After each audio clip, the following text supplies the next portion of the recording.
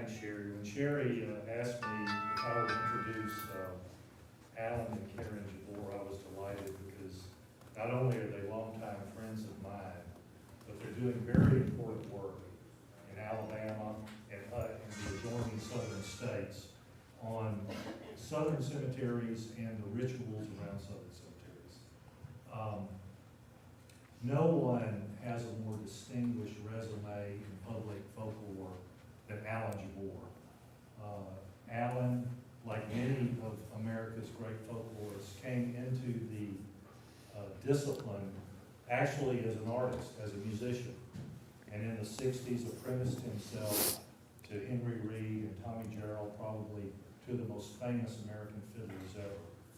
He then became an academic teaching folklore at UCLA. From that, he went into public work, working, heading up the Folk Arts Division, the National Endowment for the Arts. And then about the time of the bicentennial, the act establishing the American Folklife Center at the Library of Congress was passed. And Alan was the first director and served there for over 2 decades, longest serving director yet. And then when he retired, he and Karen, who celebrated their 50th wedding anniversary last year, have embarked on what must be a really fun working retirement. And they have gone, they did a very focused study in North Carolina on Decoration Day. And from that, have broadened it out. And those of us who are interested in this tradition really appreciate this work because they have a mission, I think, to take a regional approach in looking at these rituals that are very dear to many of us. And without further ado, I'd like to introduce Alan and Karen Jabbour. Thank you very much.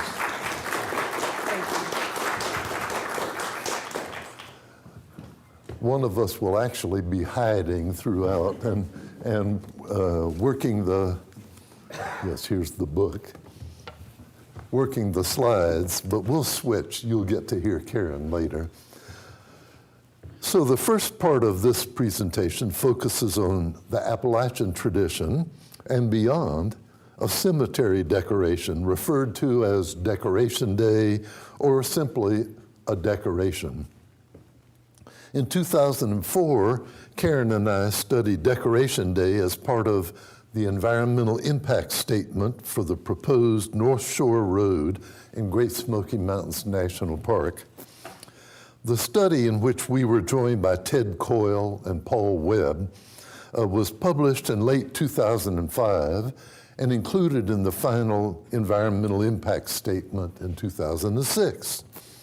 Meanwhile, Karen and I continued to pursue the topic, paying more attention to Decoration Day outside the national park and to southern cemetery features from the Carolinas to Oklahoma, and certainly including Alabama. Now we're proud to share our book, Decoration Day in the Mountains, with a wider public. We do have copies of it here, by the way, and they're available for anybody who wants to inspect them more closely later. We also guest curated an exhibit of the same title, Decoration Day in the Mountains, in 2009 and 10 in Western Carolina University's Mountain Heritage Center, and it has toured other regional venues. This PowerPoint presentation focuses on Western North Carolina, like the book, but it also includes a generous sampling of our continuing research into Southern cemetery features, including lots of photos from our Alabama fieldwork in 2006 and 2012. We've been doing it this year, 2013, but it hasn't made it into the PowerPoint yet. Many rural cemeteries in the upland South hold decorations. The general format, subject to much variation, provides for each cemetery's decoration to be set on a certain Sunday of the year, say the second Sunday in June. As Decoration Day approaches, people go to their cemetery to clean, repair, mow, and weed it. If they practice mounding, they remound family graves by raking up a row of heaped earth running the length of the grave site. Leaning or fallen headstones are resited. If the site uses gravel, it may be added or rearranged. Next, they decorate the graves with flowers and other decorations. Some people decorate the day before Decoration Day. Others bring flowers early on the morning of the decoration itself. A few people grow or purchase fresh flowers, but manufactured and purchased fabric flowers are typical today. Till a few decades ago, people also made crepe paper flowers at home. And by the way, we learned about this in North Carolina, but since then have interviewed people in Alabama, and the crepe paper flower tradition for decoration was done here as well. This old photo shows homemade paper flowers around 1960. A display case from our Western Carolina University exhibit shows paper flowers fashioned for the exhibit by Helen Vance and Verna Kirkland. Though the craft is no longer practiced for regional cemetery decoration, their current knowledge and skill shows how strong the memory of the tradition remains for the older generation. Flowers are not the only option for decorating a grave. Many grave sites are graced by live plantings, including flowering perennials like daffodils and shrubs like boxwood. Yucca is a widespread ornament in southern cemeteries, but one also finds unusual but traditional plantings like asparagus. As for trees, many southern cemeteries, we interviewed, I gotta tell you a story. We interviewed one lady about asparagus who said she only found out when she went away to college that people ate asparagus. She went home and she said, "Mom, did you know people eat this stuff?" You know? As for trees, many southern cemeteries feature red cedars, which often mark where the oldest graves lie. They seem to be a New World echo of the yews in many British churchyards. Dogwoods are also admired for their beauty and for their religious symbolism. Some grave sites reveal decoration with shells.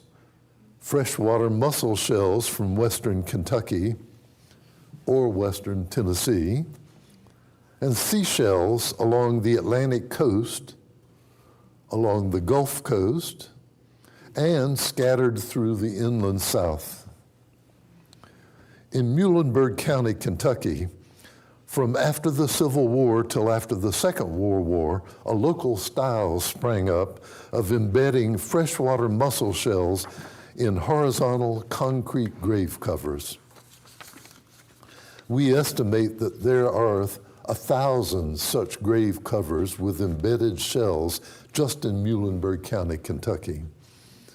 Something similar has turned up in 2 cemeteries by now. I can say 4 or 5 cemeteries in southern Alabama, where cockle shells were embedded in a rounded, in other words, mounded, a concrete grave cover.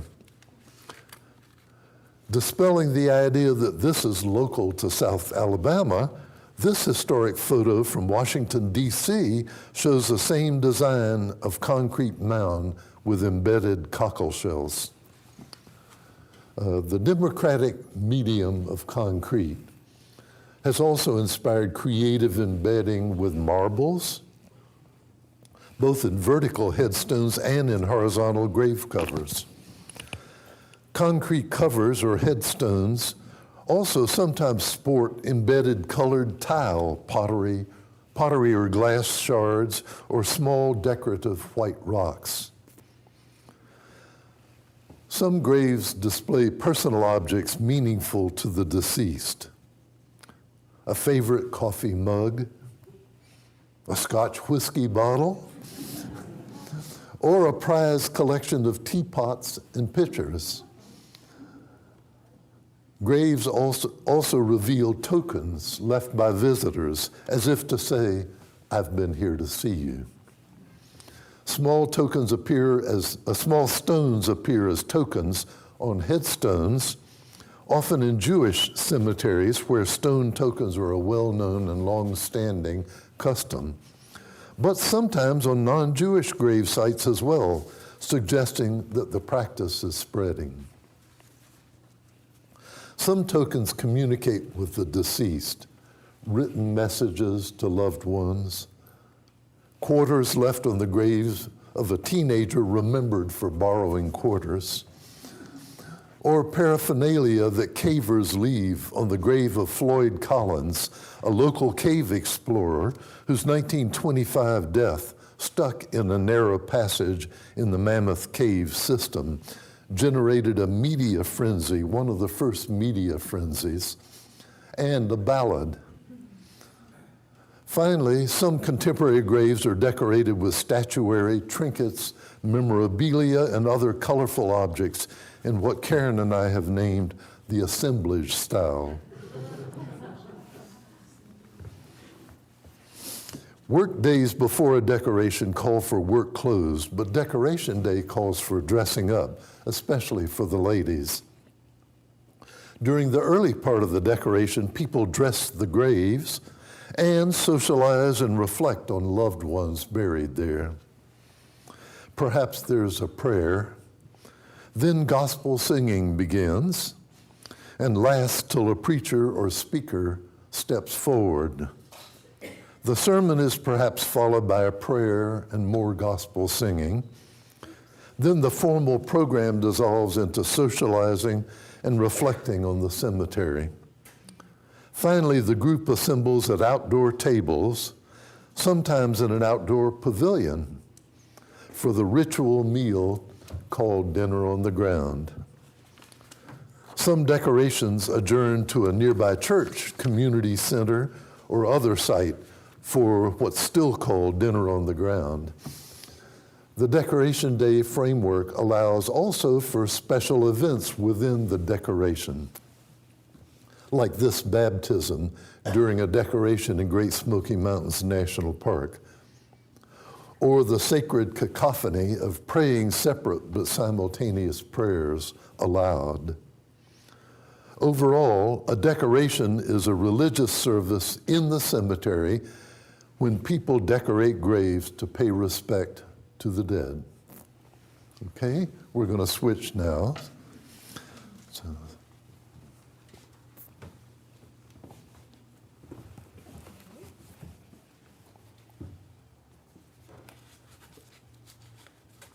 a variant form of Decoration Day emerged in the North Shore region of Great Smoky Mountains National Park, the region north of Fontana Lake in North Carolina. As the waters from Fontana Dam began to rise, hundreds of families were removed in 1943 and 1944 from the valley of the Little Tennessee River and the streams flowing down into it from the Smokies. The land was transferred to Great Smoky Mountains National Park. The only consolation for the departing family was a plan formally agreed upon by local, state, and federal governments to build a new road through the North Shore region after World War II, providing both access for park visitors and for the displaced families to decorate the area's 27 cemeteries. The new road was begun, but construction ceased in the 1960s.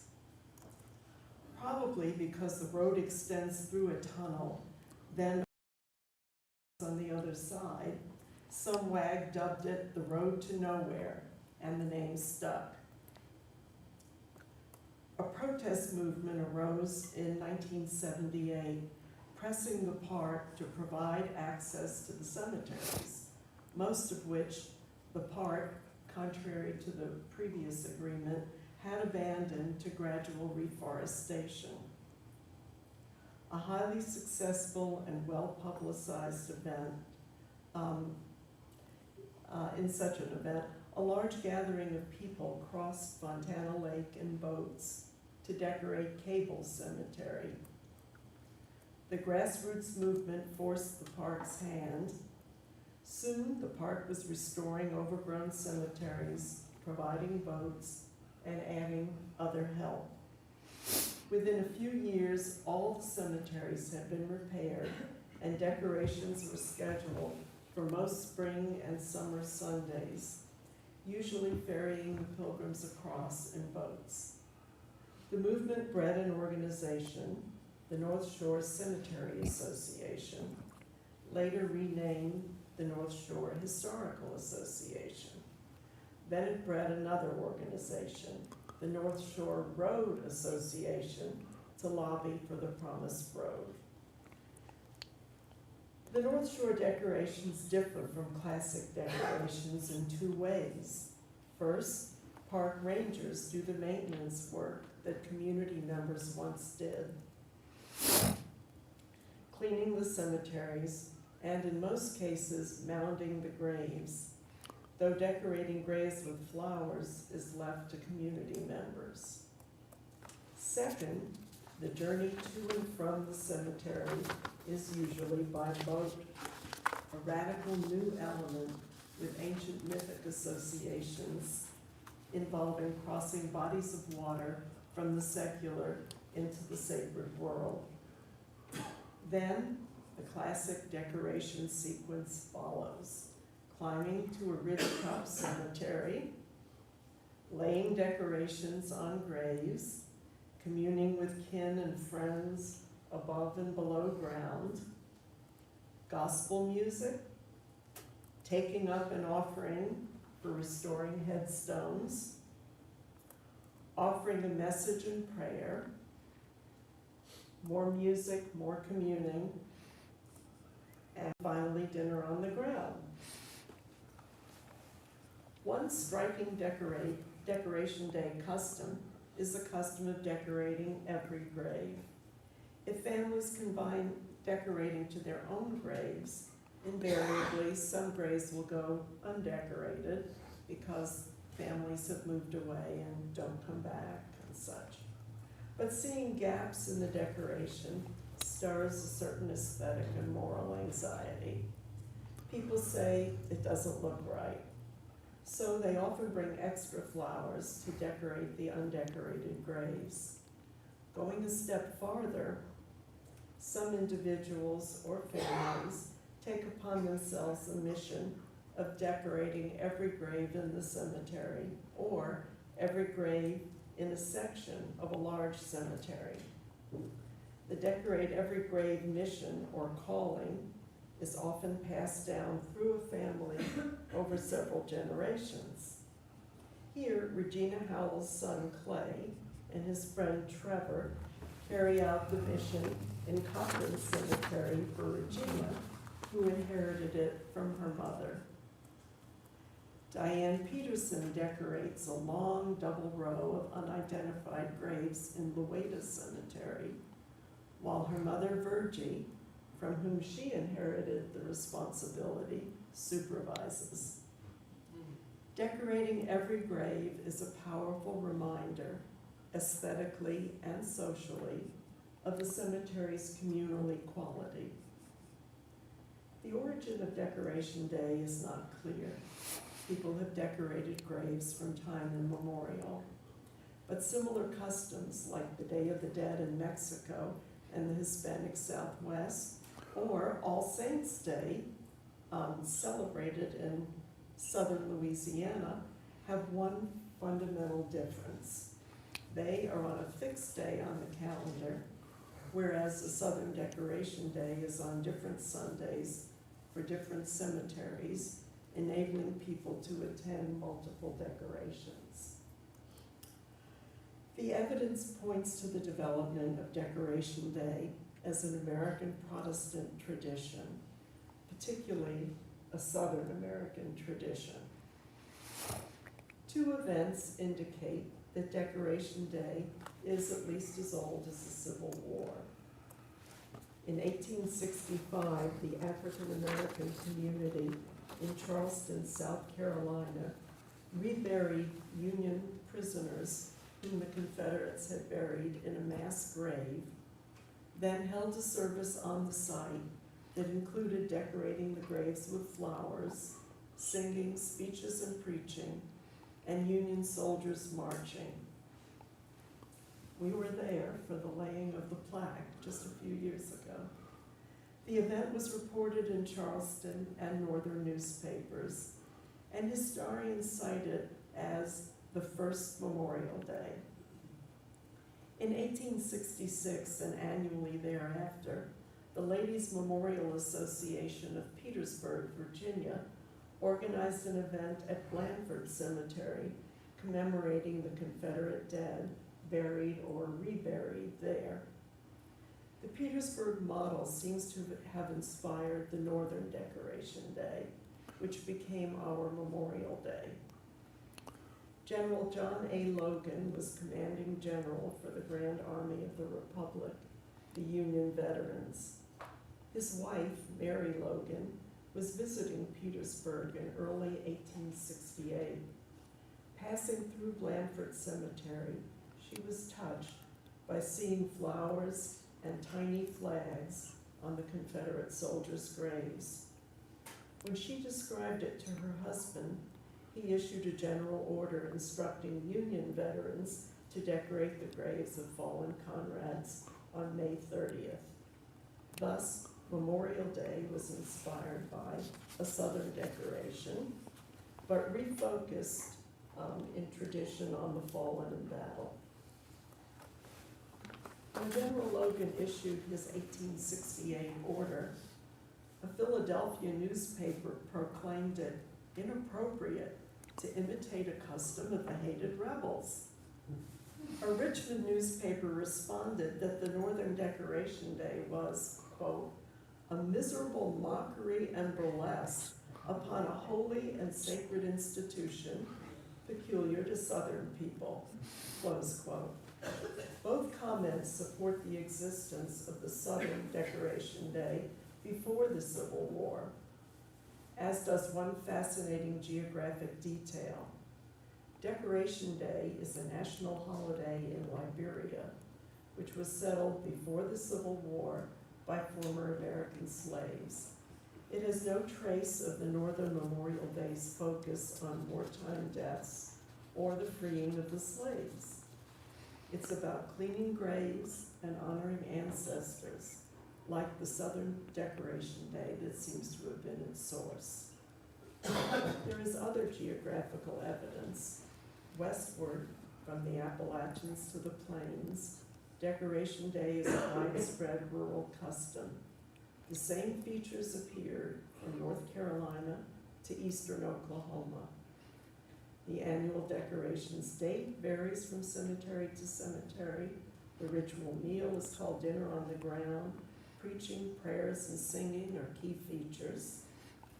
And certain foods like stack cake are a Decoration Day tradition. Decorating every grave is an associated custom.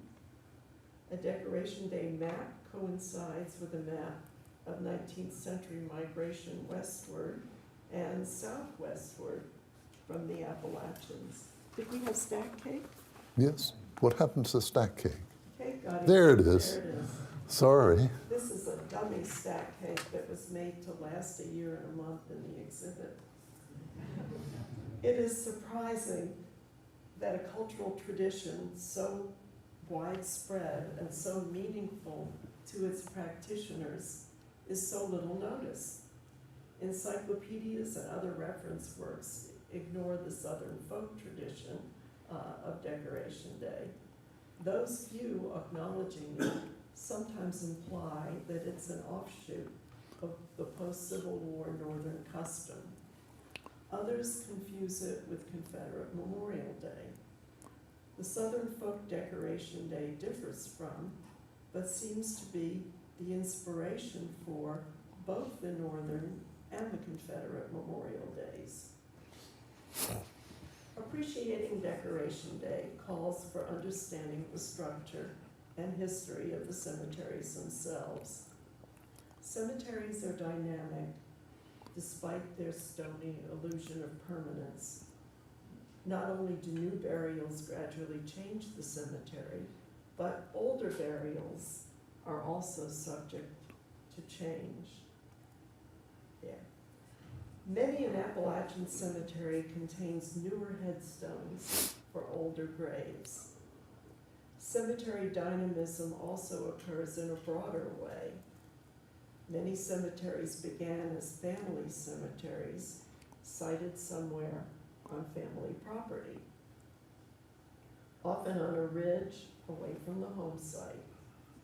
Some family cemeteries evolved into community cemeteries. Families intermarried or invited neighbors to use the same plot. And over time, the cemetery grew, both in burials and in community breadth. Sometimes a community cemetery evolved into a church cemetery. When we encounter a church with a cemetery beside it or up the ridge behind it, we may think of it as an example of the church's cemetery. But often, the cemetery came first, and the cemetery's sacred ground attracted the church. Some civic cemeteries developed in the same way. I think this is big enough so that you can read the dedication over the door of Double Springs. An important part of cemetery evolution is the appearance of grass and the gradual decline of mounding. Rural southern cemeteries were once bare earth and clean swept, containing only plantings chosen to adorn them. In this, they resembled the bare and clean swept dooryard of rural dwellings. The modern domain of grass, which began in urban and cosmopolitan homes and parks, steadily spread into the rural South. Instead of being plucked, raked, or scraped out of dooryards, grass began to be planted there. Eventually, but more slowly, because of a natural conservatism about sacred ground, cemeteries began following suit. They were, after all, dooryards for the dwelling of the dead, hence the name graveyard. Some cemeteries shifted over, others held back. In community cemeteries, whether to sow grass was often left to each family. To this day, in some cemeteries that are mostly grassy, a few families, conservative cultural holdouts, remove all grass and weeds from their family graves. As grass spread, many families edged their grave sites with stone, brick, or concrete borders. There may be many motives for gravesite borders, but keeping out both grass and grass mowers helped to popularize such enclosures.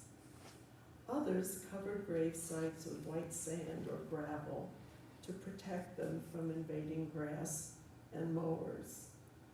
In the southern Piedmont, from the Carolinas westward to Alabama, some cemeteries developed a whole system based on enclosed family plots filled with gravel. To be sure, grass has many virtues. As ridgetop cemeteries filled up and graves were added down the slopes, grass offered protection against erosion. But cultural changes can have unanticipated consequences, and southern mounding became a victim of the new grass. Nobody can be sure how mounding became a cemetery custom. Analogues from Europe, Africa, and Asia have been cited, but in the forms that we see in southern cemeteries, mounding may be a distinctively American creation. Graves are roughly mounded or heaped with earth at the time of burial, when the heaped earth anticipates and helps compensate for loose earth settling. But mounding stands apart from this first-year custom. Remounding graves annually long after settlement has stopped, became part of the ritual preparation for Decoration Day. The mounds, running the length of the grave, came to symbolize the body below ground. Remounding the earth each year was a sort of ritual reburial. Further, remounding and decorating with flowers in the traditional single-row style resembles mounding a garden or field for spring planting. Thus, in a paradox that symbolism is capable of, mounding manages to symbolize both reburial and resurrection. Mounding is receding throughout the Appalachians, but we found some cemeteries where it remains the dominant style. A few in transition, some where only a few graves are still mounded.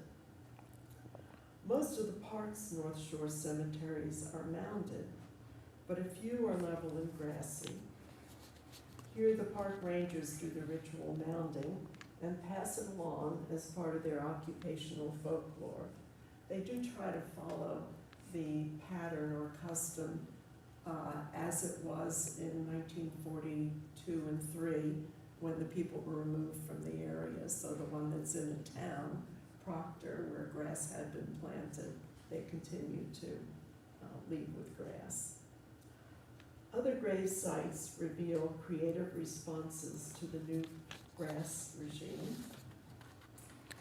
There are various forms of concrete mounds which protect the grave site from grass and mowers, as well as people and weather. Finally, the people of one sub-region of western North Carolina that we call the Balsam Highlands, mainly in Jackson County's Canada Township, but also across the county line in a few Transylvania County cemeteries, have invented a new style. It allows grass between the graves, but mounds each grave and dresses the mounded graves in white gravel. The gravel dressed mounds are visually striking and highlight the colors of the flowers. Going another step, 3 cemeteries are covered continuously with white gravel, both mounds and intervening space, creating an undulating white sea. Thus, cemetery dynamism has invented a style that resolves a cultural dilemma between the old clean-swept and mounded style and the new level and grassy style.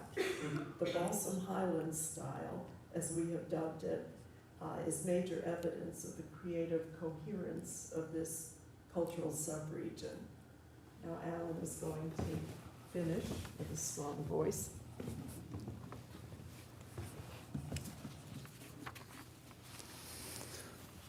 Ready? Southern cemeteries historically have experimented with ways to protect graves from rain, livestock, wild hogs, and people. We think of grave markers as being vertical, but a number of grave protecting structures cover the grave horizontally. Mounding itself may be considered a horizontal device for shedding water. If so, it has been augmented by many other horizontal devices. They are profoundly functional, but they also reflect the impulse to make a gravesite beautiful and to invest it with respect. Thus, in some cemeteries, one may find grave covers of stone or concrete, horizontal rectangles protecting the space of the grave. Most grave covers protect individual graves, but some protect the grave site of a couple, and a few cover entire family sites. Some lie flat on the ground, others rest on a foundation. Using a foundation leads naturally to adding walls, and the result is a rectangular stone or brick box standing anywhere from several inches to a few feet off the ground.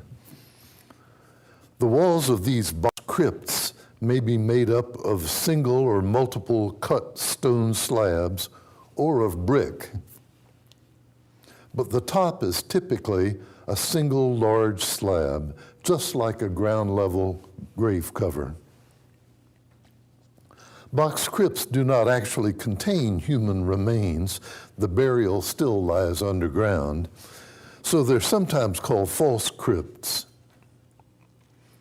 A variant of the box crypt in North Georgia uses slot and tab construction.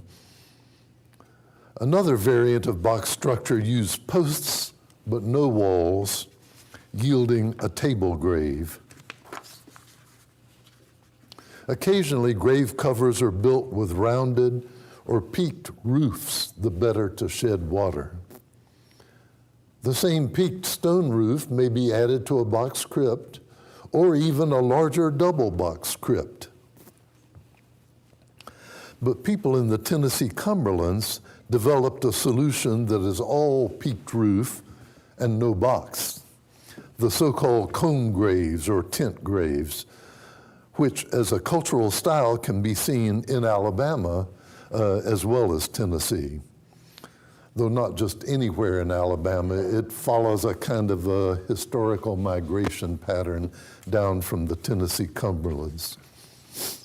The idea of roofing leads finally to grave shelters, also known as grave houses, which can be found throughout the South. Grave shelters can be low with simple posts and a peaked roof, like a table grave with a roof. Others are low slung but more closed than open. At the other end of the spectrum are shed-like structures, closed except for a window and door, but perhaps richly decorated inside. More typically, grave shelters are tall enough to walk into and open-sided or enclosed with lattice or fence pickets. Occasionally, a family grave shelter houses 2 or more burials, which may be constructed with home carpentry or perhaps with prefabs from Home Depot or Lowe's. There are other members of this large and varied class of horizontal grave forms. One occasionally encounters an outsized horizontal mound of large rocks laid over a grave, suggesting a prehistoric Scottish cairn. In fact, we've taken to calling them cairns, or a present-day cairn on the west coast of Ireland. There are also beehive-like cylindrical structures stacked up carefully with rocks, like this family cemetery in the Tennessee Cumberlands. And there are corbelled structures built of flat rocks arranged in graduated layers, each of which consumes less space than the layer on which it lays, so that the sides seem like steps. Taken all together, and here's a clump of all of them, or some of them, these horizontal forms reinforce the horizontality of the grave itself. Headstones and monuments reach vertically for the heavens, but these earthbound horizontal structures evoke the caskets and loved ones sleeping below. We've been speaking of structures on grave sites, but Southern cemeteries are also rich in structures beyond the grave sites proper. Whether or not cemeteries are affiliated with churches, pavilions for religious services such as funerals and decorations, and for the ritual dinner on the ground, are a common and distinctive feature of Southern cemeteries. Dinner on the ground is also supported by the frequent presence of long serving tables, sometimes protected by a long pavilion. Some serving tables are made of wood, but many are concrete. And sometimes one finds a serving table of wire mesh nailed over a wooden frame. Other cemetery structures include outdoor benches, lecterns, bins for discarded flowers, and toilets. Such structures bespeak a community view of the cemetery not as a place to be shunned, but as a social gathering place. They should be considered integral to the cemetery as much as the grave sites that they support. Rural southern cemeteries are not always creatively attended. The eastern woodlands quickly overtake some small family cemeteries after the family leaves the region, and larger community cemeteries may also be at risk. Church and civic cemeteries are better stabilized by institutional support, but community cemeteries depend on informal community commitment to maintain a sacred place. Sometimes community attention to a cemetery wanes or wavers, but neglect can be reversed by the cemetery heroes whose praises we now sing. We've already noted the devotees who decorate every grave for Decoration Day. Other cemetery heroes take on a more challenging mission, conserving a whole community cemetery. Such heroes can reverse the downslide and restore a cemetery to a healthy state, enlisting other community members in the process to make the cemetery more functional and more beautiful. Laura Burns restored Watkins Cemetery in western North Carolina during an era of neglect, then chose her daughter Flonnie Collins to carry on her mission, and then, because Laura Burns lived past 90, chose her grandson Harold Collins and his wife Teresa to carry on beyond Flonnie. Others at Watkins Cemetery have caught the spirit, such as Janice Inhabitant, who now tends a group of African American graves within the cemetery. And Watkins Cemetery now flourishes and has an active decoration. At the entrance to Birdtown Cemetery, in the Cherokee community in western North Carolina, a memorial honors Luther Murphy, quote, for his many years of dedicated service to Birdtown Cemetery. His daughter, Catherine Murphy Crisp, continues to prepare decorations for family grave sites, but since Luther Murphy's passing, broad cemetery responsibilities have been assumed by a younger Cherokee group known in a triumph of forthrightness as the Free Labor Group. Some of you who are volunteers in various organizations know what free labor groups are all about. The community cemeteries of western North Carolina and the upland South are a widespread and distinctive cultural form. Often poised on ridges, they are typically surrounded by the forest, like outdoor cathedrals. Along with camp meetings and religious retreats, Decoration Day probably traces its lineage to Reformed Protestantism's embrace of outdoor religious services. Community cemeteries are delicate cultural inventions, lacking centralized institutional support, which is another aspect of the Reformed Protestant lineage. They depend on a decentralized, consensual democracy that accommodates individual decision-making, permits variation, and involves the community without formal dictation. Community cemeteries are a bellwether for the rural way of life in the South. Their health signals a healthy community fabric. Richly decorated cemeteries and creative problem solving, like the Balsam Highlands solution we discussed earlier, are sure signs of community integrity and commitment. Decorations continue to attract people of all ages, but in some cemeteries, a dearth of flowers signals a drying up of cultural energy, a shriveling of devotion. What can be done to sustain community cemeteries?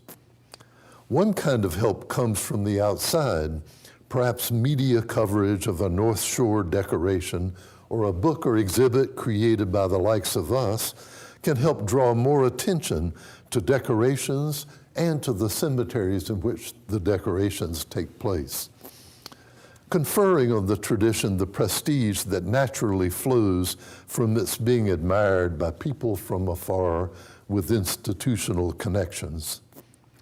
But the most important help comes from the inside. Of the various solutions to the traditional vulnerabilities of community cemeteries, none is more important than cemetery heroes who rise from the community's ranks, responding to a higher calling to save their cemeteries, and who through their devotion inspire others to replace neglect with positive action.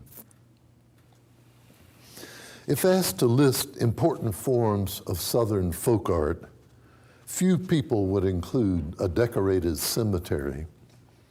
But the cemetery, seen as an integrated whole on or after Decoration Day, can be a compelling panoramic canvas, a strikingly beautiful folk art created by communities together over time.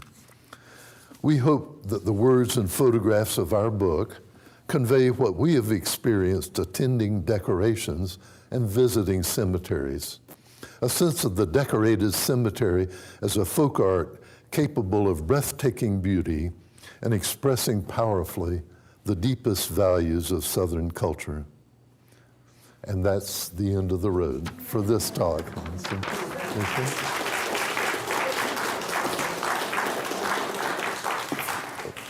We now have time for questions. If you have a question, please raise your hand and I'll give you the microphone to speak into so that it will be recorded on the video.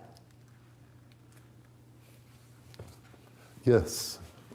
Something I'm noticing more than I used to when I was younger is out along the highway. I guess it's where someone was died in a car wreck. You'll see these little impromptu kind of like shrines with flowers and crosses and stuff. Is that sort of an outgrowth of this, you think, or?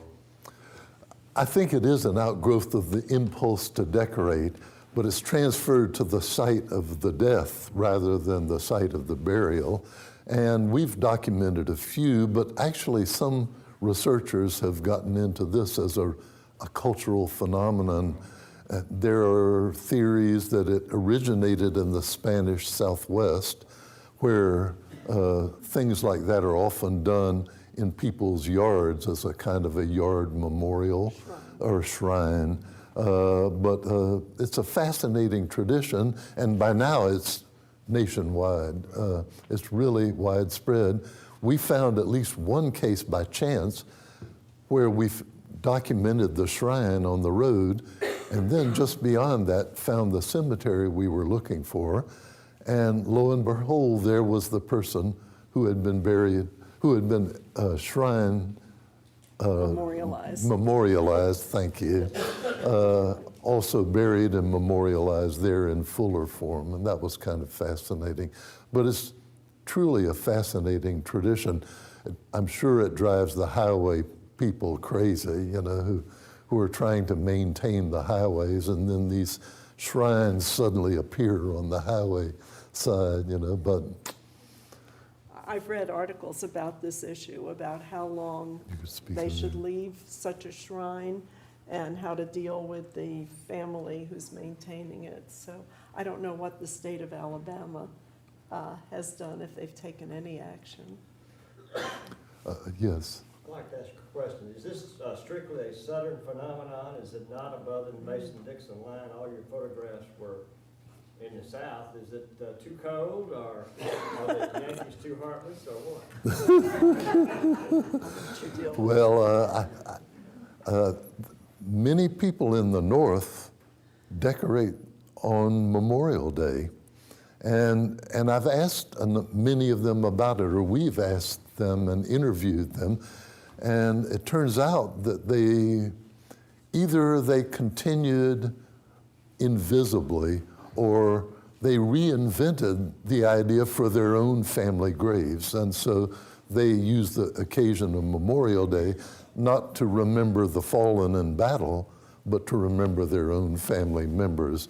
So we haven't yet tracked down whether this was a reinvention of the idea or whether it actually silently continued while everybody was making the fanfare about the fallen in battle on Memorial Day, people quietly going about decorating their own graves too. And so, yes.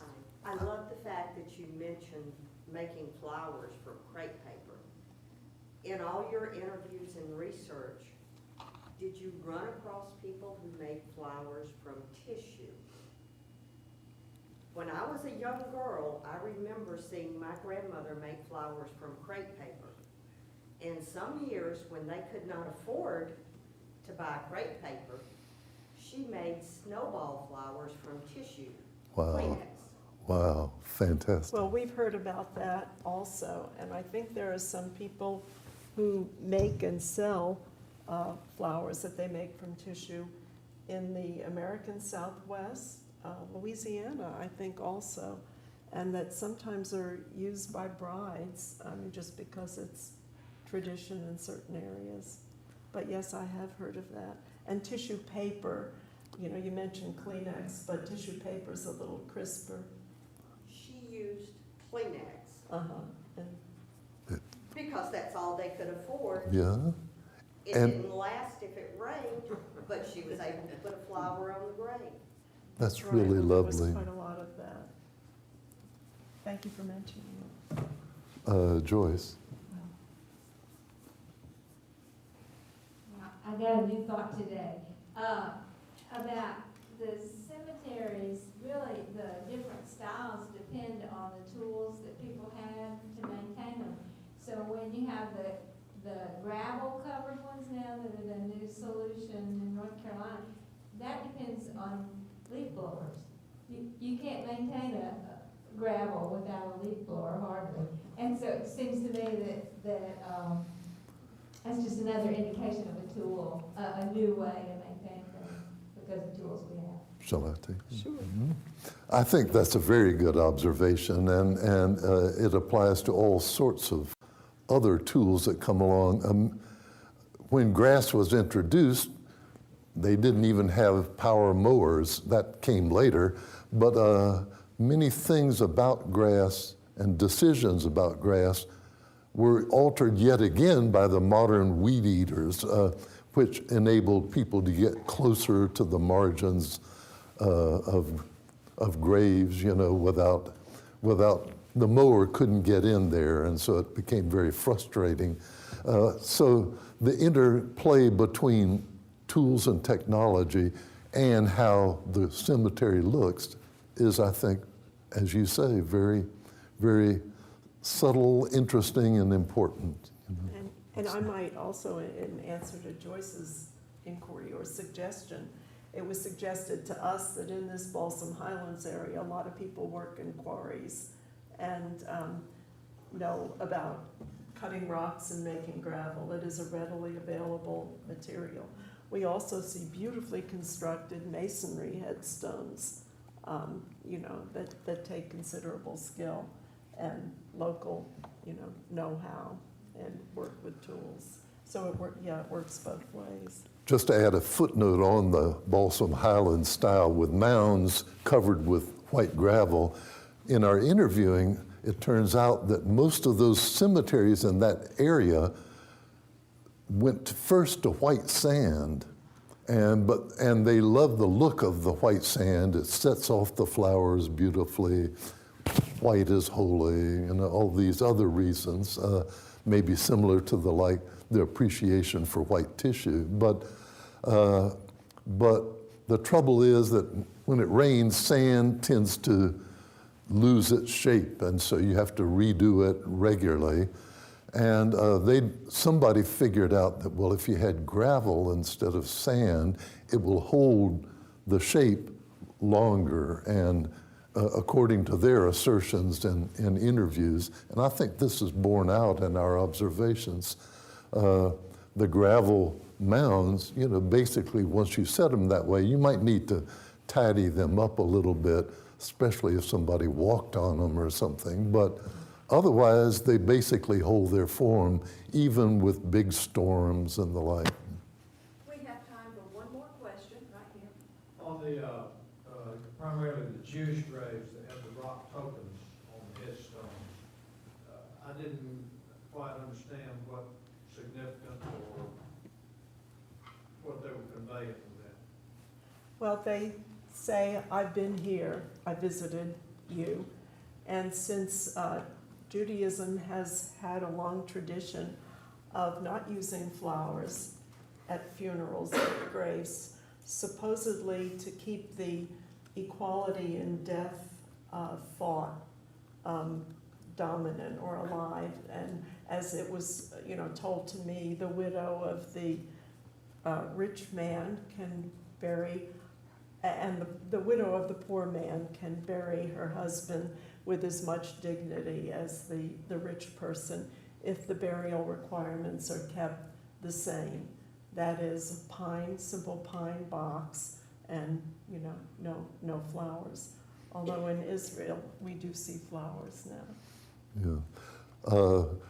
I can't prove that the tradition which is now found in cemeteries scattered throughout the South, and not just Jewish cemeteries, but I speculate that it came from seeing that Jewish cemeteries do that, and once you see the idea, stones are easy to pick up and just lay as a kind of a symbolic way of saying, I've been here to see you, and to share that with others who come and... Well, the movie Schindler's List had a very striking final scene where the descendants of the Jews who Schindler had saved each went by his grave, generations, of them, and left a stone, and I think that made the idea more widespread. Thank you so much Thank for you. coming today. You're welcome. Books are available on the table up front to be signed. If you want to pick up one that has already been signed, those are in the lobby. And the Jabbours will be here for a few minutes if you would like for them to sign your book, or if you would have more questions for them. Thank you for coming today, and thank you. Thank you.